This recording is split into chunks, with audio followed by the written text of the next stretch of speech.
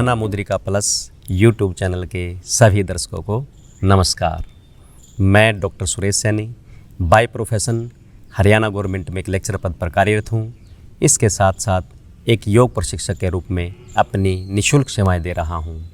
आज मैं घने लंबे बालों के लिए या बालों की कोई भी समस्या, बालों का झड़ना, टूटना, एसएमएस सफ़ेद होना, डैंड्रफ या खुजली, इन सभी समस्याओं के लिए आसन और प्राणायाम करवाने वाला हूँ। इसके साथ साथ मैं आपको कुछ घरेलू उपाय बताऊँगा जिनके माध्यम से आप अपने बालों की समस्या को दूर कर सकते हैं। उसके लिए आसन और प्राणायाम करेंगे। तो आइए जानते हैं इसके कारण क्या हैं, हमारे बालों की समस्या क्यों होती है। सबसे बड़ा कारण है तनाव। जब हम तनाव में रहते हैं, स्ट्रेस में रहते हैं, तो हमारे शरीर से ऐसे हार्मोन्स रिलीज होते हैं, नेगेटिव हार्मोन्स, जिनका असर जो है बालों पर पड़ता है। दूसरा, कोई दवाइयाँ, जैसे हम थायराइड की दवाई खा रहे हैं, उसमें बालों की समस्या हो जाती है। पित्त संबंधी रोग, जिनके पेट खराब रहता है, विशेषकर जिनको गैस्ट्रिक रहती है, लंबे समय से गैस की प्रॉब्लम चलती आ रही है, उसका सीधा सा असर बालों पर पड़ता है। कुछ है कि दवाइयाँ हैं, जैसे पेन किलर है या किसी और बीमारी की हम लंबे समय से दवाइयाँ खाते आ रहे हैं, उसका असर भी बालों पर पड़ता है। कुछ मामलों में ये जेनेटिक भी देखा गया है कि पीछे परिवार में किसी को जैसे गंजेपन की प्रॉब्लम है तो आगे बढ़ सकती है, आगे भी हो सकती है। और हार्मोन्स का इम्बैलेंस, हार्मोन के असंतुलन से भी ये समस्या हो जाती है। और उम्र, यानी कि उम्र के बढ़ने से बाल सफ़ेद हो जाते हैं, झड़ना है, गंजापन है, इस प्रकार की समस्या आ जाती है। और शैम्पू और कंडीशनर, इनके अंदर केमिकल्स होते हैं, यदि हम इनको ज़्यादा मात्रा में यूज़ करते हैं तो इससे भी बालों की समस्या बढ़ जाती है। हमारे शरीर के अंदर 3 पिगमेंट्स होते हैं, हीमोग्लोबिन, कैरोटिनाइड और मेलानिन पिगमेंट। जो मेलानिन पिगमेंट है वो ये डिसाइड करता है कि हमारे बालों का रंग काला होगा, सफ़ेद होगा, भूरा होगा या कोई अन्य कलर होगा। यदि मेलानिन पिगमेंट का उत्पादन कम मात्रा में होता है तो हमारे बालों की रंग की, कलर की समस्या हो जाती है। तो आज हम जो आसन करेंगे, प्राणायाम करेंगे, उससे मेलानिन पिगमेंट का उत्पादन ज़्यादा मात्रा में होगा और हमारी बालों की समस्या ठीक हो जाती है। आइए जानते हैं अब इसके लिए कुछ एक घरेलू उपाय हैं जिनको अपना करके आप अपनी बालों की समस्या को दूर कर सकते हैं। आपको करना क्या है, सबसे पहले शैम्पू और कंडीशनर का कम से कम प्रयोग करना है।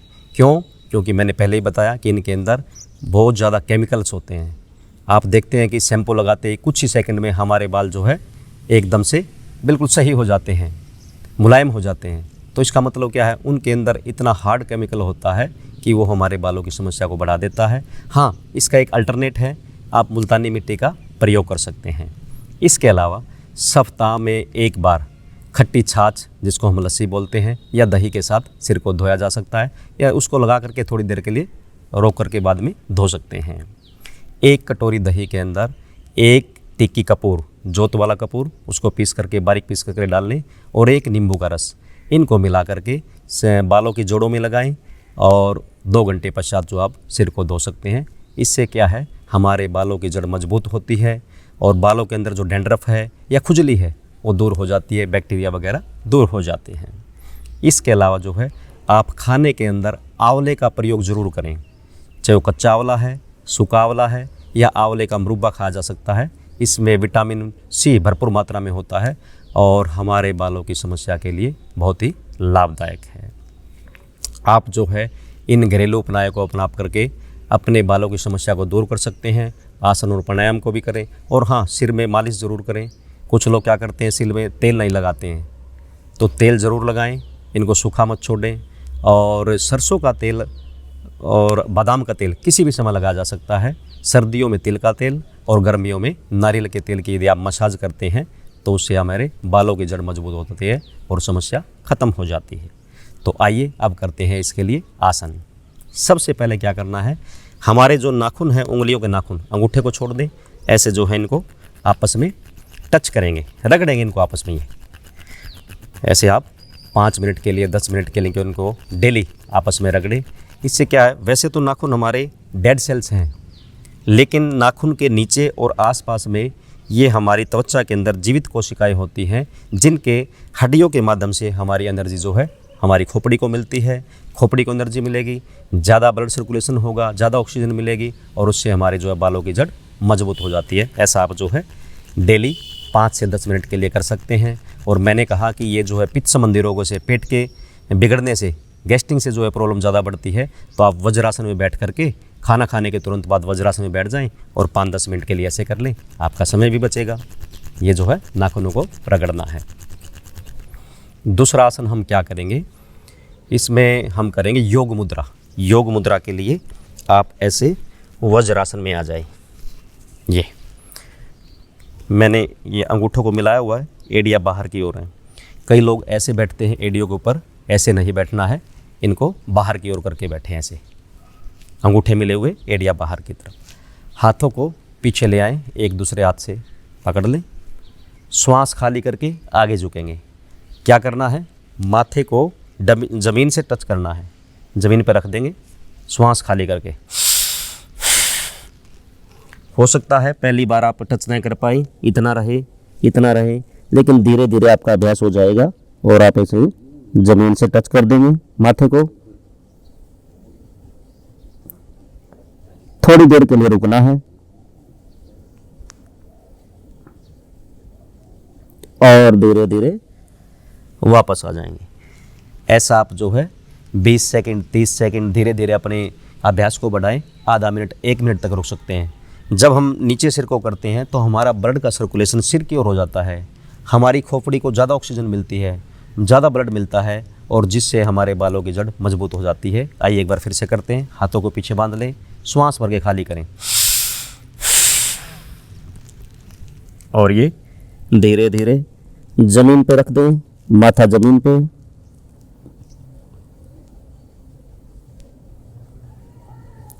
थोड़ी देर रुकने के बाद वापस।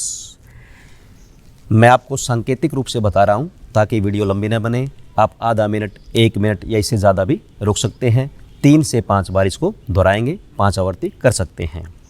फिर करेंगे हम पर्वतासन। यहीं से हाथों को ज़मीन पर रखें और पीछे से उठ जाएंगे। हाथ और पैरों के बीच में बराबर फैसला रहेगा। ये गर्दन को नीचे लेके आए, पूरा नीचे, पैर सीधे रहेंगे, नाभि को देख सकते हैं आप, पर्वत, माउंटेन की तरह ऐसे जो हमारे शरीर की आकृति बन जाती है। इसमें भी हमारे ब्लड का सर्कुलेशन सिर की ओर हो जाता है। विशेषकर हमें वही आसन करने हैं जो हमारे सिर तक ब्लड को पहुंचाए, सर्कुलेशन अच्छे से हो, ऑक्सीजन ज़्यादा मात्रा में मिले। ऐसे आप जो है धीरे धीरे इस अभ्यास को बढ़ाएंगे। 3 से 5 बार कर सकते हैं अपने शरीर की क्षमता के अनुसार। पहले 10 सेकंड, 20 सेकंड, ऐसे आप आधा से 1 मिनट तक रुक सकते हैं। तो मैंने आपको आज ये 3 आसन बताए हैं। इसके अलावा 2 प्राणायाम हैं, बहुत ही महत्वपूर्ण प्राणायाम। सबसे पहले कपालभाति प्राणायाम, या इसको हम क्रिया भी बोल सकते हैं। करना कैसे है, आप किसी भी एक आसन में बैठ जाएं। मैं ऐसे अर्ध पद्मासन में बैठा हुआ हूँ। हाथों को कोई भी एक मुद्रा बना लें, ये हमारी ज्ञान मुद्रा होती है। और ऐसे वायु मुद्रा, अंगूठे के साथ वाली उंगली अंगूठे के मूल भाग में मिला करके ऊपर से अंगूठा, ये जिनको पित्त संबंधी रोग है, गैस बनती है, वायु मुद्रा लगा लें। और करना क्या है, नासिका द्वारा श्वास को झटके के साथ बाहर फेंकना है। पेट अंदर जाएगा, पेट को अंदर जाने दें। 1 सेकंड में 1 स्ट्रोक लगाएं, 1 मिनट में 50 से 60 बार। जिनका बीपी हाई रहता है या जो हृदय रोगी है वो लगभग 20 से 30 स्ट्रोक ही लगाएं, ज़्यादा न करें।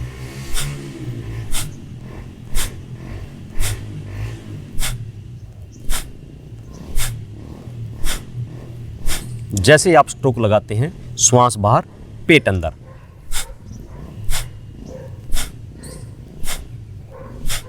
इसको खाली पेट ही करें, सुबह शाम कर सकते हैं आप। डेली इसको आप 10 मिनट करें। इससे क्या होगा, हमारी खोपड़ी को न्यूट्रिएंट्स, माइक्रोन्यूट्रिएंट्स जो है पर्याप्त मात्रा में मिल जाते हैं, और जिससे हमारे बालों की जड़ मजबूत हो जाती है, बालों की समस्या दूर हो जाएगी। दूसरा प्राणायाम करेंगे हम अनुलोम विलोम प्राणायाम। अनुलोम विलोम प्राणायाम में क्या करें, दाएं नाक के अंगूठे को ये दाएं नासिका पर रखें, और ये उंगली हमारी जो है अंगूठे के साथ वाली उंगली अंगूठे के मूल भाग में, ये श्वास भरें बाएं से, और एक उंगली इधर छोड़ दें, एक इधर, बीच वाली 2 उंगलियों को बाएं नासिका पर रखें। ये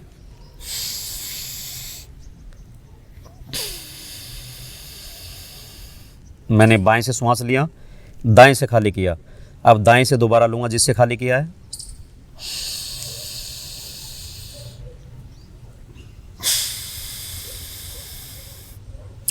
या फिर आप शुरुआत में जो है उंगली को ऐसे नहीं रख सकते तो सीधा कर लीजिए।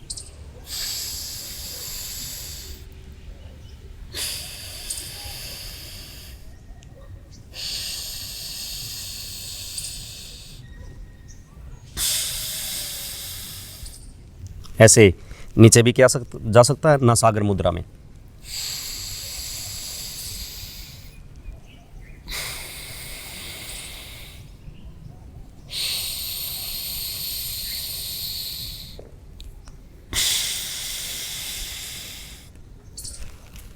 इसको आप 1:1 में कर सकते हैं, धीरे धीरे बढ़ाएं, 1:2 में करें।